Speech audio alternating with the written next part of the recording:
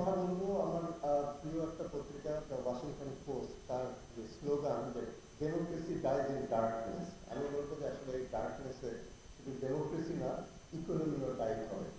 এবং এই গত 16 বছরে এক্স্যাক্টলি সেটাই হয়েছে। এবং এই ডার্কনেসটা হলো আমাদের মিডিয়ার উপর যে রিপ্রেশন হয়েছে, মিডিয়াকে যেভাবে চাপিয়ে রাখা হয়েছে, তার ফলে একদিকে ব্যাংকিং খাতের লুটপাট হয়েছে, একদিকে স্টক মার্কেটের লুটপাট হয়েছে।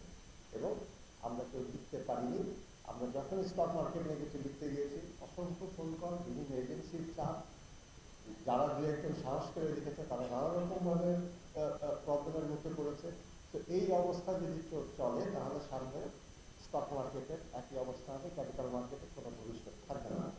সামনে একটা ইলেকশন আসতে যাচ্ছে, সেই ইলেকশনে বিএনপির একটা ফেয়ার চান্স আছে সরকার গঠন করার। আমাদের সাথে আছেন খসরু ভাই, ওনার দীর্ঘদিনের ওনার ক্যারিয়ার, হয়তো উনি ফাইন্যান্স মিনিস্টার হবেন, আমরা শুধু আশা করবো কিন্তু ওনারা স্টক মার্কেটটাকে পলিটিসাইজেশনের বাইরে রাখেন। এখানে যে পলিটিক্যাল ইন্টারফিয়ারেন্স হয়েছে তার ফল আমরা দেখতে পেয়েছি। এখানে যেভাবে ম্যানিপুলেশন হয়েছে এবং তারা ক্ষমতার একেবারে কাছে থেকে ম্যানিপুলেশন করেছে আপনারা সবাই জানেন, সেই নামগুলো আপনারা জানেন। 96 সালেও হয়েছে, আওয়ামী লীগ যখন আসলো 96 সালে সেই ম্যানিপুলেশন, অস্বাভাবিক ম্যানিপুলেশন। একটা কাগজ নিয়ে রাস্তার এই পাশ থেকে ওই পাশে গেলে সেই কাগজের দাম দ্বিগুণ হয়ে গিয়েছে।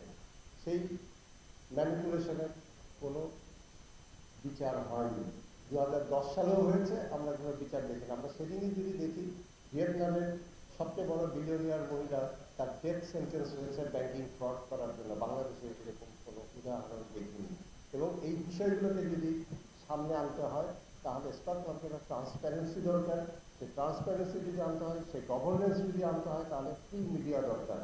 আমি আপনাদের যারা এখানে আছেন, যারা ভবিষ্যতে সরকার গঠন করবেন, যারা পলিসি মেকিংয়ে থাকবেন, তাদের কাছে একটাই কথা, মিডিয়াকে আপনারা হস্তক্ষেপ না করে কাজ করতে দেন, কনস্ট্রাকটিভলি কাজ করতে দেন।